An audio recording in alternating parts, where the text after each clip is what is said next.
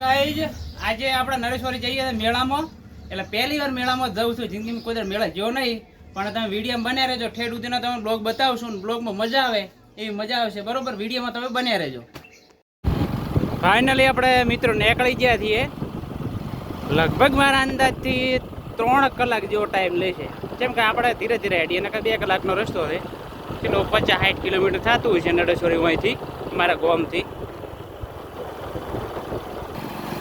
हमारा गांव जूनो आई जो वजापुर जूना है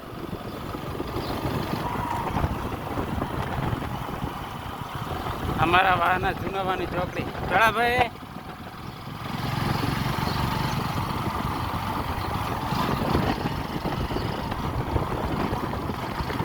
मास्क हमारे रिजर्व में આવ્યું જૂના વાસ ગામ પૂરું થયું આપણે હવે એટાવાળા રસ્તે ચડી ગયા છે ફાઇનલી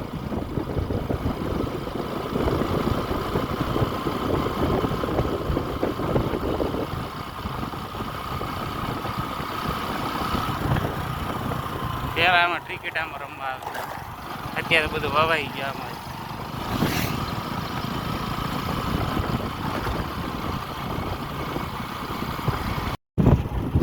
આપણા ગામથી 3 કિલોમીટર દૂર આવી ગયા આ ગોગા બાપાનું મંદિર આવી ગયું હા જમ્પ આવ્યો હતો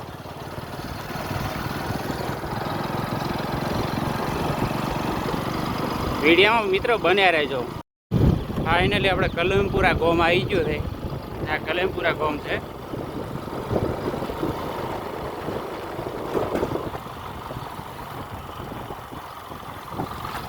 કલમપુરા શંકરનું મંદિર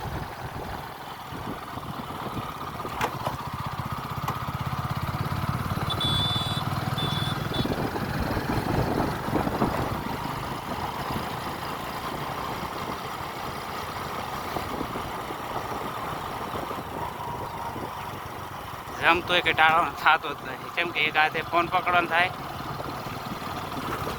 એટલે તકલીફ રહે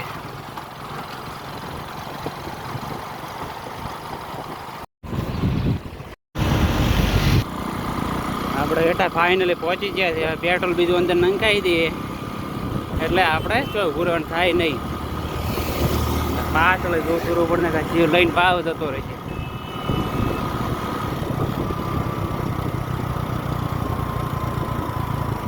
તોડી નાખે ગાડી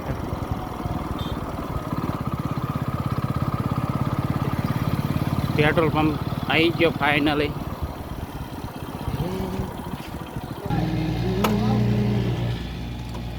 300 નાખો હોય પેટ્રોલ આપણે ફાઇનલી નંખાઈ દઈએ એટલે વચમાં છે ઊભું રહેવાનું થાય નહીં પછી નાખો અડો ઉતાવળ થાય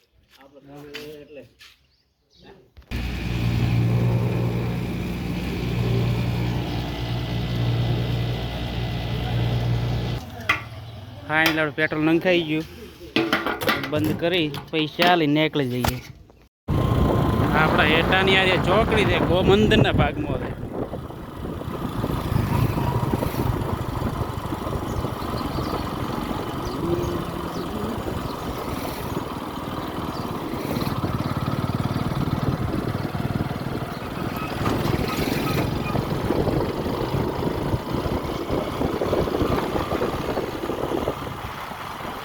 બે જણા આવે ને તો સારું રહે થોડું બ્લોગ બનાવો એકલો હોક ને ઘેર પાડવામાં બહુ હાથમાં એક હાથ તો એમાં ફોનમાં રાખવો પડે એટલે તકલીફ થાય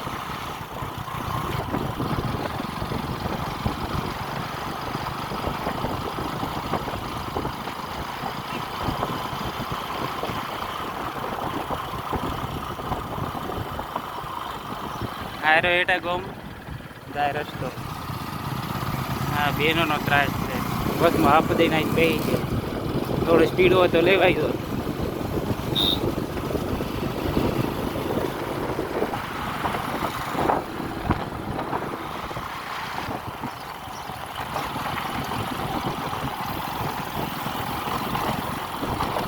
જગ્યાએ રોડ ખરાબ આવે છે કેનાળ જો પડે કે તે તૂટે રોડ જલ્દી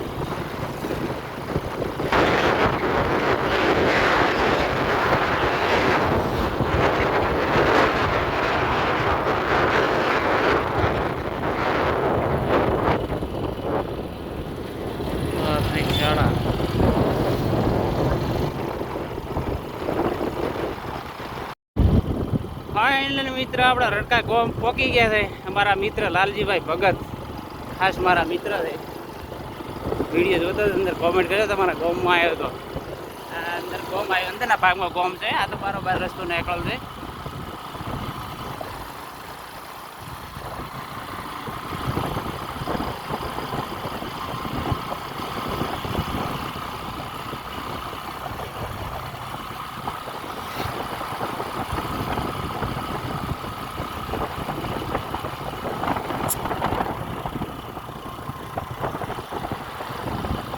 ડાયરેક્ટ ગોમ આવે કે નહીં એટલે જીપ લઈ લેવું ડાયરેક્ટ. એટલે જેમ કે તમારે જોવાની મજા આવે ને આખા રોડનો લઉં ને અંદર વાયરો આખો દોડ આવ્યા કરે એટલે સેટિંગ ના થાય. પણ તમે વિડીયોમાં કંટાળી દો એટલે અંદરનો જો સારું આવે કે નહીં તો બ્લોગ બનાવું, બાકી કાપી નાખું છું. આ રડકા ગોમની અંદર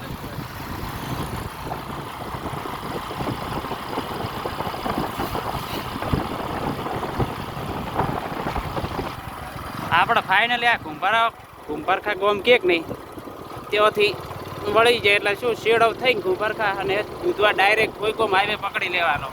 એટલે થોડોક શોર્ટકટ પડે અને રસ્તો નવો બનલો એટલે સારો થોડો મોટા પણ થોડુંક કિલોમીટર વધી જાય છે એટલે મેં શોર્ટકટ રસ્તો ગોતી લીધો. આપણે ભારતમાલા ફાઇનલી પહોંચી ગયા. ભારતમાલા રોડ છે આડો નીકળ્યો કોણ. હવે ઓયથી કુંભારખા ગોમ 1 કિલોમીટર રહ્યું છે. જો મિત્રો જેટલો સ્ટેટ રોડ ને સીધો છે ઠેઠ સુધી સીધી આમ લાઈન છે એકદમ મજા આવે એડવાનો આવો રોડ હોય ને સીધે સીધો. આ આપણા કુંભારખા ગોમનું શંકર ભગવાનનું મંદિર છે. ઓયથી મેં શરૂઆત કરી હતી. આની અંદર એક ટાઈમ મીટિંગ રાખી હતી અને ઓયથી યુટ્યુબની શરૂઆત કરી હતી પણ મેં બંધ કરી નાખી યુટ્યુબ. એ મારી ભૂલ મોટામાં મોટી હતી. એ ટાઈમે ચાલુ રાખી હોત તો અત્યારે મારે ખાસી મહેનત થઈ ગઈ હોત ને ઇન્કમે ચાલુ થઈ ગઈ હોત. ચલો આગળ વધીએ. આ શંકર ભગવાનનો મંદિર છે અને આ ગેટ છે. આ કુંભારખા ગામમાં મોટામાં મોટું તળાવ છે. લગભગ ઓયથી તો ખાસું મોટું હોય છે. કુંભારખાના મિત્ર કોઈ જોતા હોય તો આ કેટલા બોટામાં ફેલાયેલું છે કે ભાઈ તળાવ એ કહેજો મિત્રો એટલે મને ખબર પડે.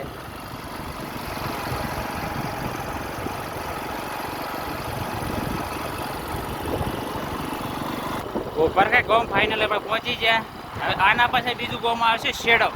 શેડો હોયથી ને કુંભારખાનો ગાળો છે લગભગ 1 કિલોમીટર અંદાજિત ગાળો હોય છે. આ બાજુનો ગામડામાં ખારની ઘણી તકલીફ રહે છે.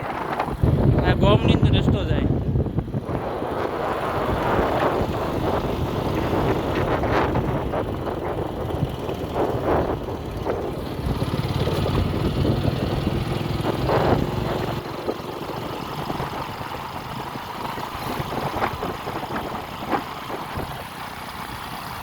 આ જો ખારમાં થોડું પટ થઈ ગયું છે આખી જમી ગંધાય. આપણે શેડો ગામમાં ફાઇનલી પહોંચી જઈએ. હા છે શેડો ગામ. હું બહુ આવતો EFC સેન્ટર હતું. આ શેડો ગામ.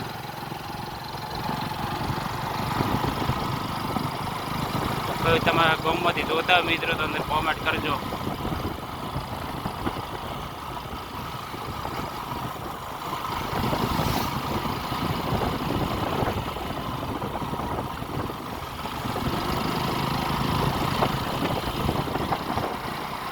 હવે ડાયરેક્ટ આપણે મિત્ર મળીએ દૂધવા ગામે. ડાયરેક્ટ દૂધવા ગામ 500 મીટર. ગામ દૂધવા ગામનો પાર્ટી છે ને ગામ અંદરના ભાગમાં તો બહાર નહીં.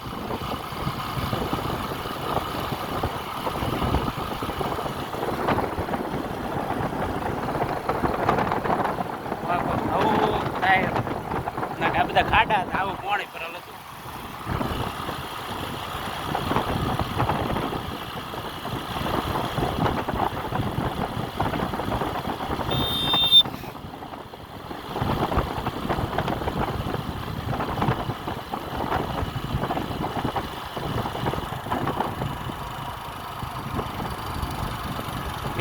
કુરિયરમાં ગમે તે વસ્તુ મંગાવે કેટલા ટાઈમ સુધી આવે? આ દૂધવા પાટીઓ આપણે ફાઇનલી પાણી પી લઈએ. શું કહો શાંતિ? આપણે દૂધવા ગામે આવ્યો કે નહીં એટલે પાણીનો માટલા મેલેલો હોય, ઠંડુ એકદમ પાણી પાવે. દૂધવા ગામ આપણે વટાઈને પેલી બાજુ જરા ચલો ડાયરેક્ટ આપણે હોઈ ગોમાં મળીએ, બરોબર? થોડું બાઇક ખેંચી લઉં એટલે જલ્દી આપણે પોકાને કહેવાય તાપ થશે ને એટલે રણમાં પણ કાઢવું પડશે એટલે ગરમી વધારે લાગશે. આપણે હોઈ ગોમ પહોંચી જાય ફાઇનલી. હા, રાધનપુર રોડ જાય ડાયરેક્ટ મોરવાડા થઈને. રાધનપુર 44 કિલોમીટર જ થાય. જે આપણે વાત કરી હતી દૂધવા ગોમની, એ પાણી કોઈ પૈસા કે મોગતા નથી, પણ જે ઈચ્છા તમારી થાય કે નહીં તે બ્રેક મારજો અને પાણી પીજો. એકદમ ઠંડુ પાણી પાવે તો આપણે પાણીની બોટલ લઈએ તો એને 10 રૂપિયા આપવા પડે. એના કરતાં આ પાણી આપણે સારું પીવું અને જે આલો એ તમારી મરજી. એ તો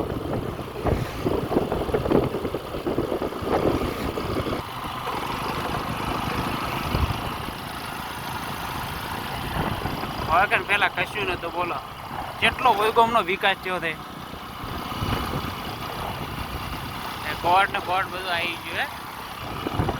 હા, ખાલી 5 વર્ષની અંદરનો વિકાસ છે, વધારે નહીં. 5 વર્ષનો. ગોમમાં જવાનો ડાયરેક્ટ રસ્તો છે. અરે કોઈ ગોમમાં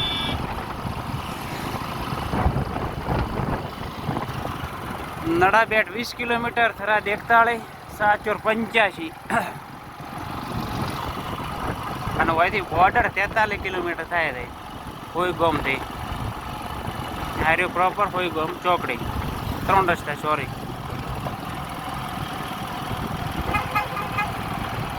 આપણે કોઈક નાસ્તો કરી લઈએ બસ આગળ વધીએ. શું ખાઈશું? આગળ અડો જઈએ. આગળ કોઈ હોય ને તો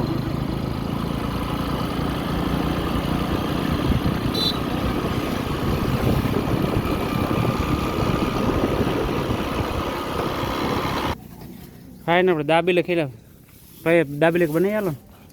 દાબેલી હા હો ખાવાની.